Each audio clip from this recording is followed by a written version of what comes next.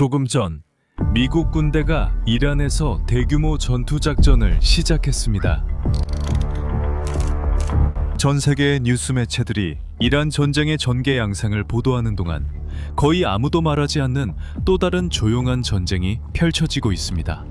이 전쟁은 유라시아 대륙의 대부분에 걸쳐 있으며 세계에서 가장 강력한 두 나라, 러시아와 중국을 중심으로 벌어지고 있음에도 불구하고 그렇습니다. 하지만 우리는 이 커져가는 갈등을 무시함으로써 모두가 위험에 처하게 됩니다. 왜냐하면 세계 무역의 미래가 걸려 있다고 해도 과언이 아니기 때문입니다. 오늘날 유라시아 전역에는 제한되었거나 건설 중이거나 이미 완공된 여러 대형 인프라 프로젝트들이 있습니다. 이 프로젝트들은 지구상에서 가장 강력한 두 나라 사이의 관계에 대해 매우 중요한 이야기를 들려줍니다. 그것들은 트랜스카스피 국제 운송 루트, 중국, 키르기스스탄, 우즈베키스탄 철도, 그리고 국제 남북 운송 회랑입니다.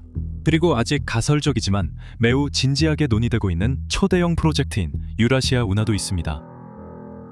일반적으로 세계 무대에서 러시아와 중국은 동맹인 두 주요 강국입니다. 지난 10년간 두 나라의 전략적 파트너십은 더 강화됐습니다. 미국 외교협의회의 최근 분석에 따르면 두 나라 사이의 군사적 유대가 강화되고 경제가 상호 보완적이며 외교 협력도 증가하고 있다고 합니다.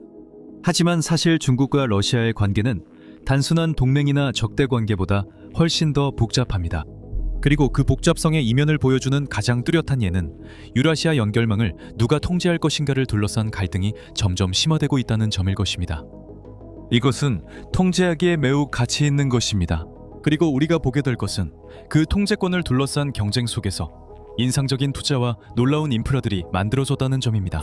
이번 루킹사 특별 에피소드에서는 문제의 4가지 메가 프로젝트를 심층적으로 살펴볼 것입니다. 우리는 엔지니어링과 기술 사양에 감탄할 뿐만 아니라 이러한 대규모 개발이 어떤 맥락에서 이루어졌는지도 살펴볼 것입니다. 러시아와 중국이 어떻게 이렇게 노골적인 경쟁의 열기에 이르게 되었는지, 그리고 이 중대한 순간이 유럽, 아시아, 그리고 세계 무역 구조의 미래를 어떻게 바꿀 수 있을지 이해하려고 노력할 것입니다. 오늘날 세계 무대에서 가장 중요한 현상 중 하나를 함께 연구하고 파헤쳐 봅시다. 러시아 중국 간 무역 전쟁이 심화되고 있습니다. 수세기 동안 우리는 해상무역의 세계에서 살아왔고 오늘날에도 여전히 그렇습니다.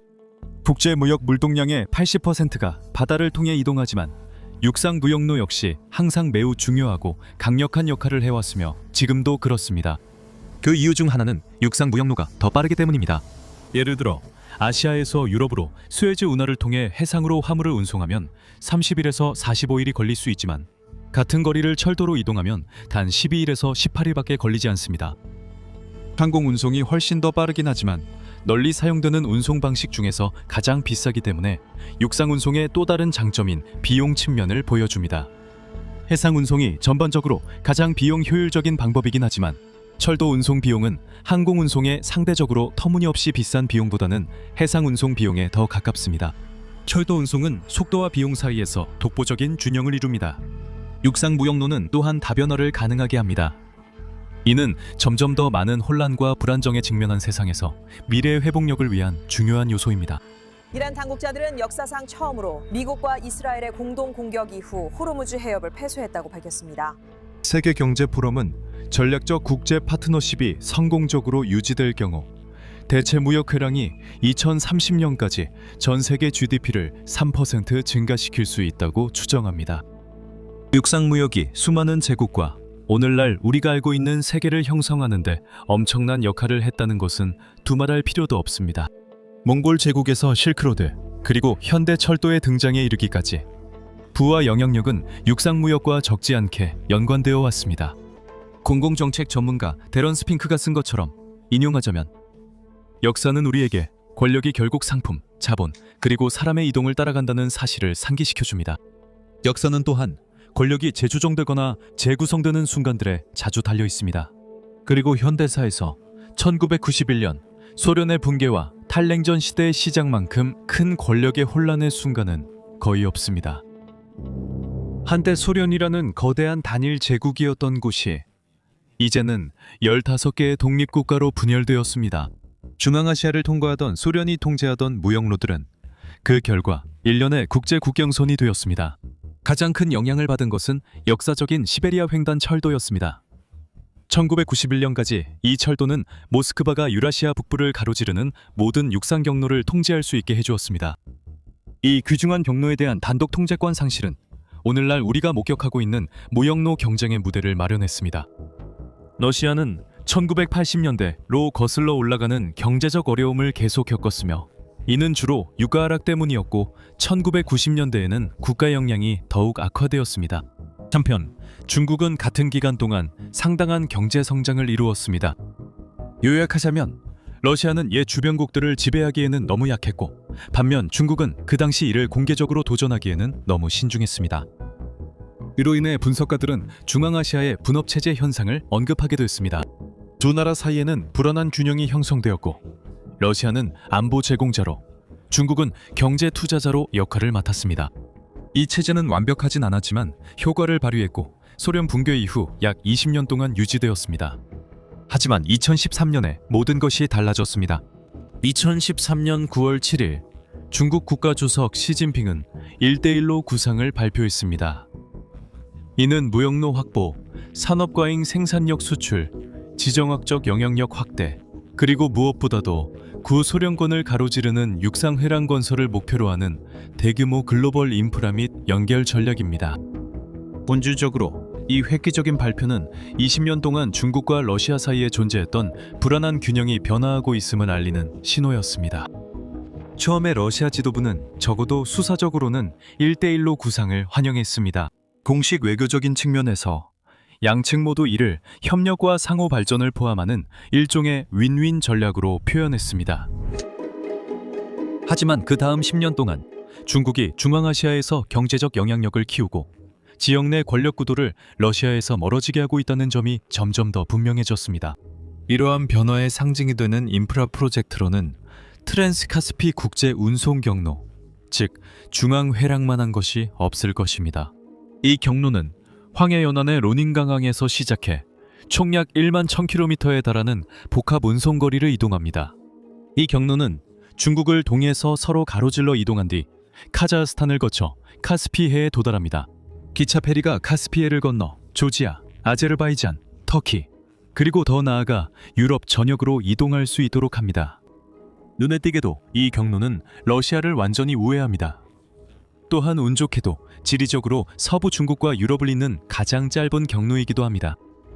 이로 인해 러시아가 유라시아 무역로를 통제하는 데 큰 위협이 됩니다. 하지만 아주 최근까지도 이 경로는 거의 사용되지 않았습니다. 중앙회랑이 잠재력을 온전히 발휘하는 데에는 수많은 장애물이 있었습니다. 미국 국가안보와 외교정책 분야의 선도적인 전문가이자 헤리티지 재단의 전 외교 및 국방정책 연구 부회장인 제임스 J. 카라파노는 지오폴리티컬 인텔리전스 서비스의 한 기사에서 다음과 같이 설명합니다. 소련 해체 이후 이 지역의 수많은 문제들이 협력을 방해해왔습니다. 여기에는 아르메니아와 아제르바이잔 간의 지속적인 분쟁, 러시아의 조지아 영토 점령, 그리고 미국의 성급한 철수 이후 아프가니스탄 정부의 붕괴 등이 포함됩니다. 또한 서방과 러시아, 중국, 이란 간의 지속적인 적대감은 이 지역이 높은 전략적 위험과 불확실성을 지닌 곳이라는 오랜 인식을 낳았습니다. 하지만 이러한 모든 상황은 러시아 우크라이나 전쟁이 시작되면서 극적으로 변화했습니다. 우크라이나 대통령 볼로디미르 젤렌스키는 적의 사보타주 부대가 키이우에 진입했으며 자신이 1번 표적이라고 말했습니다. 오늘 밤 새로 입수된 위성사진에는 수백 대의 러시아 군용 차량이 키이우를 향하는 차량 행렬을 이루고 있는 것으로 보입니다. 오늘날 많은 학자, 정부, 그리고 안보 분석가들은 이 전쟁이 2014년 2월 러시아의 크림반도 합병으로 시작되었다고 설명하며 2022년 우크라이나 침공을 주요한 확전으로 보고 있습니다. 그리고 유라시아 무역에 미친 영향을 보면 2014년 이 실제로 전환점이었다는 것을 알 수 있습니다. 한마디로 그 이유는 제재 때문입니다. 2014년 러시아가 크림반도를 합병한 이후 미국, 캐나다, 유럽연합, 그리고 여러 국제기구들이 러시아 기업과 개인을 모두 겨냥한 제재를 가했습니다. 많은 중앙아시아 국가들은 러시아와 경제적으로 밀접하게 연결되어 있었지만 제재로 인해 다각화 전략이 갑자기 훨씬 더 중요해졌습니다. 그래서 중부회랑이 갑자기 훨씬 더 매력적으로 변했고 특히 그 경로를 지나는 중앙아시아 국가들에게 더욱 그러했습니다.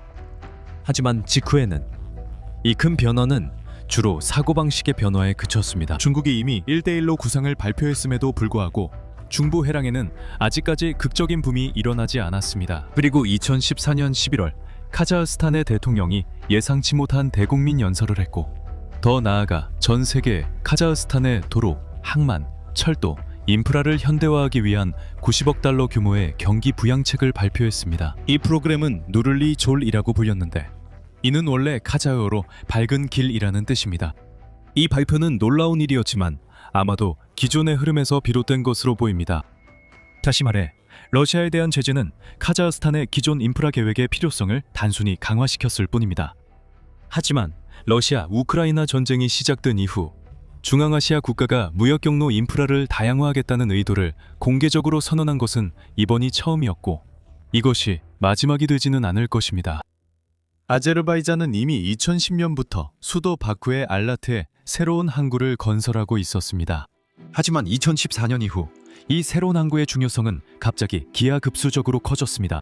주요 이유 중 하나는 바쿠의 새 항구 완공과 카자흐스탄의 악타우 항구 업그레이드가 동시에 이루어지면 카스피해를 가로지르는 새로운 무역 경로의 A 지점과 B 지점이 형성된다는 점입니다. 2017년 15, 아제르바이잔, 조지아, 터키는 바쿠의 새로운 항구에서 시작해 세 나라를 거쳐 터키의 카르스시에 도착하는 바쿠 트빌리시 카르스 철도를 공식적으로 개통했습니다. 불과 몇 달 후 아제르바이잔은 바쿠의 새로운 항구를 완공했다고 발표했습니다.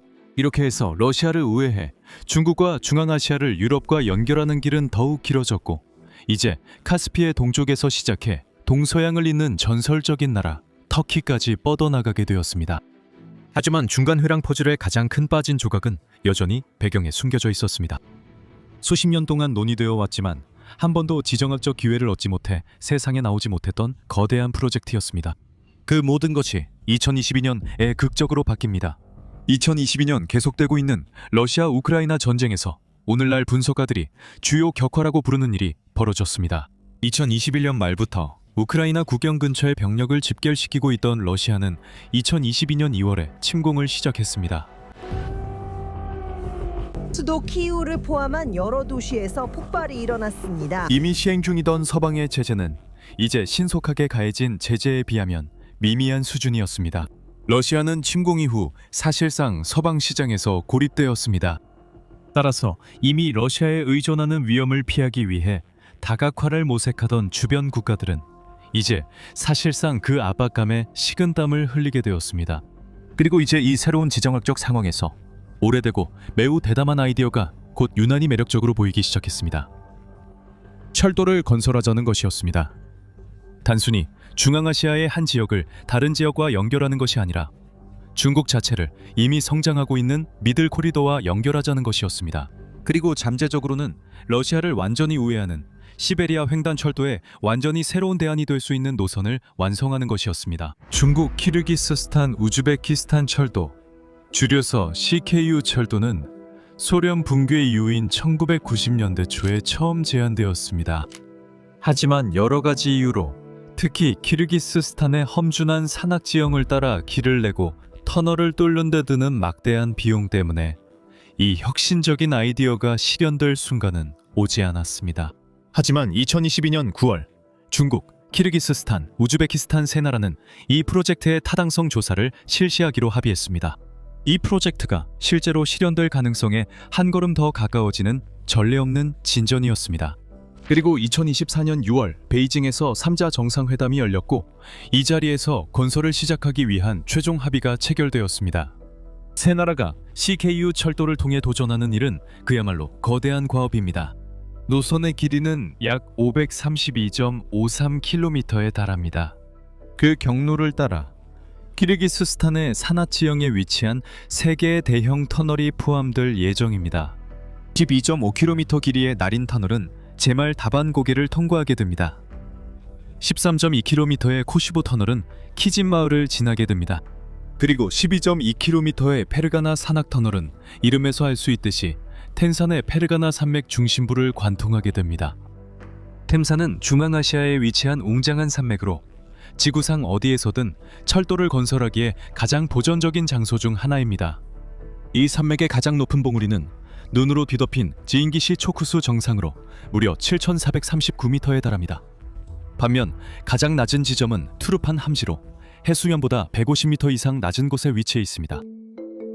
이 대담한 프로젝트의 공사는 2025년에 공식적으로 시작되었으며 완공 예정일은 2029년경으로 잡혀 있습니다. 같은 해에 중국은 전체 사업비의 약 절반을 조달하기 위해 35년 만기의 대출 계약을 체결했습니다.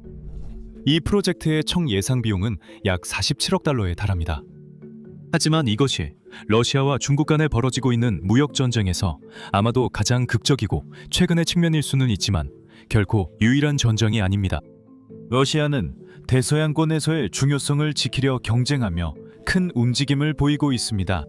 러시아는 당연히 다른 곳에서 사업 기회를 모색 중입니다. 이 과정에서 인도와 새로운 무역로가 등장해 양국 모두 무역 가속화를 기대하고 있습니다. 예를 들어 국제남북 운송회랑을 들 수 있습니다. 이 프로젝트도 앞서 논의한 다른 프로젝트들처럼 오랜 기간 진행되었습니다. 실제로 참여국들 간의 최초 협정은 2002년까지 거슬러 올라가서 체결되었습니다. 하지만 역시 다른 프로젝트들과 마찬가지로 최근의 여러 변화로 인해 지난 몇 년 사이에 이 프로젝트의 중요성이 갑자기 급상승하게 되었습니다. 러시아에게 이 프로젝트는 인도와의 거리 단축이라는 엄청난 기회를 제공합니다. 러시아에서 인도로 가는 전통적인 무역 경로는 서쪽으로 북유럽을 거쳐 다시 남쪽으로 내려가 지중해를 건넌 뒤 수에즈 운하와 홍해를 지나 아라비아해를 건너 인도의 서해안에 도달합니다. 국제남북 운송회랑, 즉 INSTC는 상트페테르부르크에서 아제르바이잔을 거쳐 이란을 통과하고 아라비아해의 더 좁은 구간을 지나 문바이로 바로 연결되는 훨씬 더 직접적인 경로를 제공합니다. 이 경로는 무려 7,200km에 달하지만 전통적인 경로로 유럽 대륙을 돌아 내려가는데 약 17,000km가 걸리는 것에 비하면 훨씬 짧은 거리입니다. 2014년에 병목 현상을 점검하기 위해 시범 운송이 실시되었고 그 결과 INSTC 경로를 이용하면 15톤의 화물당 운송 비용을 2,500달러 줄일 수 있다는 것이 확인되었습니다. 즉, 비용이 30%나 절감되고 운송 시간도 무려 40%나 단축된다는 놀라운 결과입니다. 이 정도로 속도가 빨라진다는 것은 마치 유럽연합의 모든 국가가 갑자기 고속도로 제한 속도를 시속 200km로 올리는 것과 비슷한 일입니다.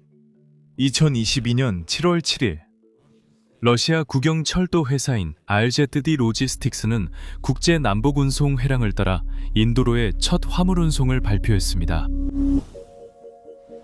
이것은 상업적 이용의 시작을 알리는 중요한 이정표였습니다. 하지만 사실 이 회랑은 아직 부분적으로만 완성된 상태입니다. 특히 두 개의 주요 지선이 아직 공사 중이어서 회랑은 특히 동부 지선을 중심으로 실질적으로 운영되고 있지만 아직 전 구간이 완전히 연결되지는 않았습니다. 그리고 운명처럼 아직 공사 중인 두 개의 주요 지선 모두 이란이 관련되어 있습니다. 하나는 이란 북부와 아제르바이잔 그리고 카스피해를 연결하는 162km 길이의 철도 구간으로 라슈트 아스타라 철도라고 불립니다. 러시아와 이란은 2023년에 이 철도 건설을 위한 실행 계약을 체결했고 이란은 이를 4년 안에 완공하겠다는 기한을 정했습니다. 또 다른 주요 미완성 구간은 차바하르 자에단 노선으로 이 노선은 이란 남부의 차바하르 항구와 북쪽 약 630km 떨어진 자에단시를 연결하여 이란의 기존 철도망과 이어지게 됩니다. 이 구간은 인도가 이 회랑에 접근하는 데 핵심적이지만 현재는 아직 공사 중입니다.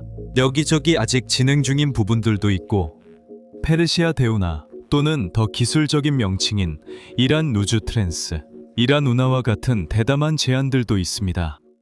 이것은 오랫동안 제안되어 온 계획이지만 오늘날까지도 여전히 제안에 불과하며 카스피해에서 페르시아만 또는 오만만까지 운하를 건설하자는 내용입니다. 이 계획이 실제로 실현된다면 이는 지금까지 건설된 운하 중 가장 긴 운하 중 하나가 될 것이며 선택된 경로에 따라 약 1,400에서 1,600km에 이르는 지금까지 만들어진 바다와 바다를 잇는 연속 인공운하 중 가장 긴 운하가 될 것입니다. 하지만 대체로 이 계획은 아직도 다소 먼 미래의 꿈으로 남아있다는데 의견이 모아지고 있습니다. 그리고 물론 모두가 알고 있지만 말하지 않는 중요한 문제가 있습니다. 2월 28일 2026년 미국과 이스라엘이 이란을 공동으로 공격해 최고 지도자 알리 하메네이를 사살했고 이로 인해 전쟁이 촉발되었습니다. 예상하셨겠지만 이로 인해 유라시아 무역에 상당한 혼란이 발생했으며 특히 INSTC를 따라 큰 영향을 미쳤습니다. 전쟁이 시작된 이후로 해당 회랑을 따라 화물 운송이 대부분 중단되었습니다. 위부 철도 국경 통과 지점도 폐쇄되었습니다. 예를 들어 이란 아제르바이잔 국경이 그렇습니다. 분석가들은 이러한 혼란으로 인해 물류 비용이 20-30% 증가할 수 있고 화물이 우회 운송되면서 배송 시간이 2배까지 늘어날 수 있다고 경고하고 있습니다. 호르무즈 해협도 3월 중순부터 사실상 폐쇄된 상태입니다. 이는 세계 석유 시장 역사상 가장 큰 혼란이자 에너지 공급에 있어서도 가장 큰 혼란 중 하나라고 할 수 있습니다. 이것은 러시아 우크라이나 전쟁과 마찬가지로 중앙아시아와 그 파트너들이 이란을 우회하는 대안을 개발하도록 강요하고 있습니다. 솔직히 말해서 전쟁이 어떻게 진행될지, 그리고 이 지역 사람들은 물론 INSTC에 궁극적으로 어떤 영향을 미칠지 아무도 알 수 없습니다. 러시아는 카자흐스탄과 함께 비교적 대담한 프로젝트도 고민하고 있습니다. 이 프로젝트는 역시 카스피해에서 시작하지만 대신 서쪽으로 700km 떨어진 흑해까지 운하를 파는 것입니다. 이 초대형 프로젝트는 유라시아 운하로 불립니다. 나랄리 백타가노프와 아라시 벨라베프 연구원의 논문에 따르면 이 운하가 건설될 경우 카자흐스탄, 남부 러시아, 그리고 카스피해 주변의 다른 국가들에 20만 개의 일자리가 창출될 것이라고 추정하고 있습니다. 이 프로젝트는 2007년에 당시 카자흐스탄 대통령이었던 누르술탄 나자르바예프에 의해 처음 제안되었습니다. 당시 이 프로젝트는 완공까지 10년이 걸리고 비용은 60억 달러가 들 것으로 추정되었습니다. 추정에 따르면 이 운하는 폭 110m 깊이 6.5m로 설계되었으며 1만 톤급 선박이 통과할 수 있도록 만들어졌습니다. 이를 통해 매년 7,500만 톤의 화물이 운송될 것으로 예상됩니다. 이처럼 대담한 제안이지만 이 프로젝트는 어느 정도 실질적인 근거를 가지고 있습니다. 이 운하는 러시아 남부 전체를 관통하며 쿠마 마닉 저지대라고 불리는 지질학적 저지대를 따라 지나가게 됩니다. 그리고 그 규모에도 불구하고 노후된 불가돈 운하에 의존하는 현재의 해운 경로보다 더 짧은 대안을 제공할 것입니다. 불과 101km에 불과한 기존 운하도 제한된 유라시아 운하보다는 훨씬 짧습니다. 하지만 이 운하를 통과하려면 선박들이 수백 킬로미터 북쪽으로 이동한 후 남서쪽으로 가야 합니다. 불고돈 운하는 총 13개의 관문이 있는데 이 관문들은 선박들이 줄지어 대기하는 주요 병목 구간이 되곤 합니다. 이 운하는 크기 제한이 더 엄격해 같은 화물 운송에 더 많은 항해가 필요합니다. 반면에 유라시아 운하가 건설된다면 관문의 수가 훨씬 적을 가능성이 높으며 심지어 절반 정도로 줄어들 수도 있습니다. 이것은 대부분 자연 저지대를 따라 고도 변화가 거의 없는 가상의 위치 덕분입니다. 같은 이유로 유라시아 운하는 서쪽으로 곧장 뻗을 수 있어서 볼고돈 운하보다 길이가 7배나 길더라도 전체 운송 경로는 약 300km 정도 더 짧아질 수 있습니다. 선박들은 볼고돈 운하를 이용하는 현재 약 1000km의 구불구불한 경로 대신 카스피해에서 흑해까지 약 700km의 새로운 운하를 곧장 통과할 수 있습니다. 이렇게 상황이 점점 커지다 보니 앞으로 무슨 일이 일어날지 사실상 예측하기가 불가능합니다. 이 상황에는 세계 여러 국가와 넓은 영토가 포함되어 있기 때문입니다. 여러 대규모 전쟁이 동시에 벌어지고 있고 지정학적 상황도 점점 불확실해지면서 이 채널의 영상들 중에서도 앞으로의 미래를 예측하기가 이토록 어려운 적은 드물었습니다. 지금 벌어지고 있는 이 엄청난 사건이 얼마나 중요한지에도 불구하고 말이죠. 사실은 간단합니다. 러시아 무역로에 대한 국제적 의존 현상에 관해서는 현재 러시아와 중국이 서로 반대되는 이해관계를 가지고 있습니다. 중국은 정권의 안정과 세계 제조업의 중심지로서 자국의 교역로를 스스로 통제하는 것에 집중하고 있습니다. 한편 러시아는 과거의 지정학적 불가결성을 잃는 것에 직면해 있습니다. 이것을 러시아에 대한 명백한 실존적 위협이라고 부르는 것은 분명 과장일 수 있지만 여러분이 생각하는 것만큼 과장된 것은 아닙니다. 두 나라가 공통적으로 가지고 있는 것은 효율성을 극대화하기보다는 위험을 최소화하려는 욕구입니다. 안타깝게도 이것이 현대시대의 강대국 경쟁이 보여주는 모습인 것 같습니다. 한마디로 탈세계화입니다. 사실 다음에 무슨 일이 생길지는 아무도 모릅니다. 하지만 저희가 보여드리고 싶었던 사실은 앞으로 무슨 일이 일어날지 알고 싶다면 러시아와 중국 사이에서 점점 더 치열해지는 무역로 전쟁을 주의 깊게 지켜봐야 한다는 점입니다. 현재 건설 중인 다른 무역로에 대해 알고 싶으시다면 태국, 이라크, 인도의 회랑에 관한 제 다른 에피소드를 확인해 보시기 바랍니다. 앞으로 이런 콘텐츠를 원하신다면 좋아요와 구독 부탁드립니다. 오늘은 여기까지이며 다음 시간 루킹 4.4에서 뵙겠습니다.